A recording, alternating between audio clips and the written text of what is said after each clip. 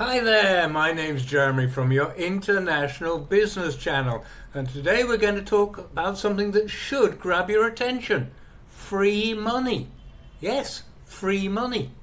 Governments at the national, regional and local levels often offer incentives to attract investment, and if you know how to navigate them, you can save yourself a lot of time and access some very valuable resources.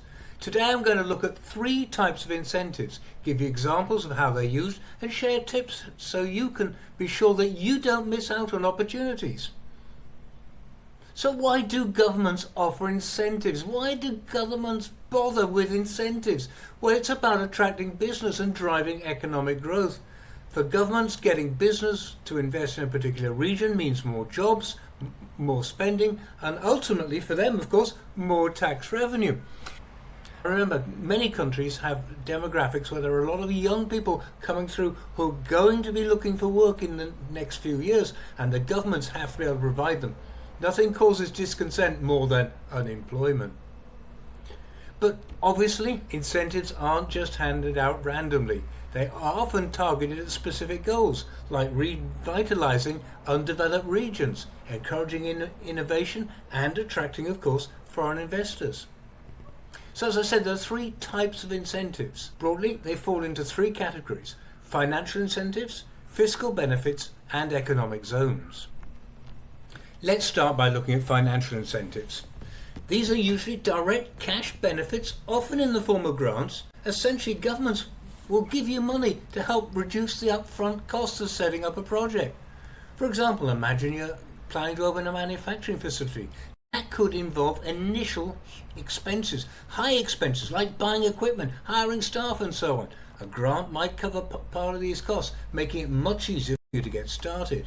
Financial incentives are especially common in developed countries, where governments might use them to encourage business to invest in economically struggling areas.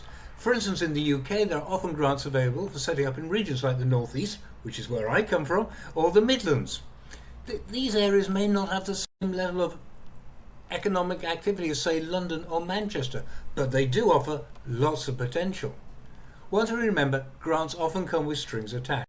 You might need to meet certain criteria, like creating a specific number of jobs or investing a minimum amount of money. And if your venture does not succeed, you might lose the grant or even have to pay it back, although maybe not. Think of DeLorean and Northern Ireland. Fiscal benefits. Next, fiscal benefits. These are a little different because they focus on reducing your tax burden rather than giving you direct cash. Fiscal benefits could be tax breaks, tax holidays, reduced corporate taxes, and typically they're offered for a limited amount of time, say 3 to 5 years.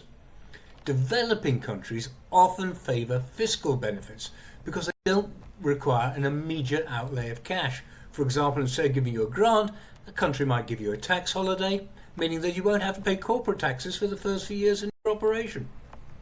This approach obviously has a lower risk for the government because if your business does not succeed, they're not out of pocket.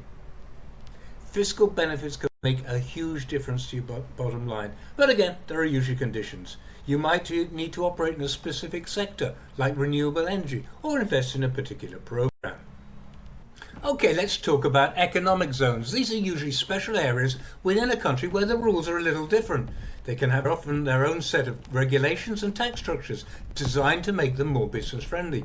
For example, you might have heard of free trade zones or special economic zones, and these offer lower corporate tax rates, exemption from customs duty, or faster regulatory approvals. They're particularly popular in countries such as China and Vietnam, where governments use them to attract foreign investment, and of course the United Kingdom has set up some special economic zones. They can be a great option if you're looking for a cost-effective way to enter a new market.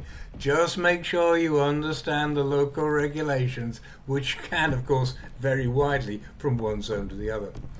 Finally, don't forget about your home government. Now here's a tip that's often overlooked.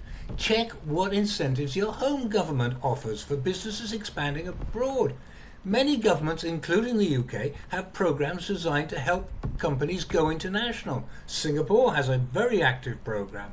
This might include financial support, access to export credit, or even advice and connections in your target market.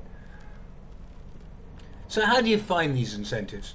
How do I find them, you may be asking yourself? Good starting point is your target country's investment promotion agency. They'll often have detailed information on what's available. You can also work with local business chambers, consultants, or even trade bodies.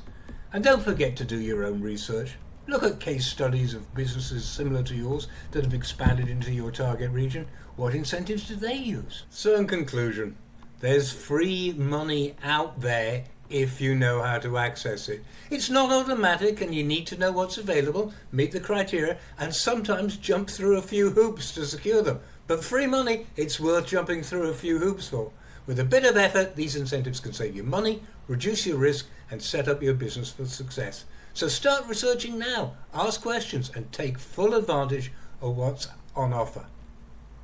If you've enjoyed this short video, please like and subscribe. If you want to know more about taking your business overseas, go to my3cc.com/overseas, where you'll find a handy little file which will illuminate a little bit more on some of these points. And while you're there, why don't you go and look at the course that I'm going to be offering and sign up for further messages regarding the course as it develops. I expect to launch it in January 2025. Thanks for listening. I wish you fair winds and following seas on your international journey. Take care.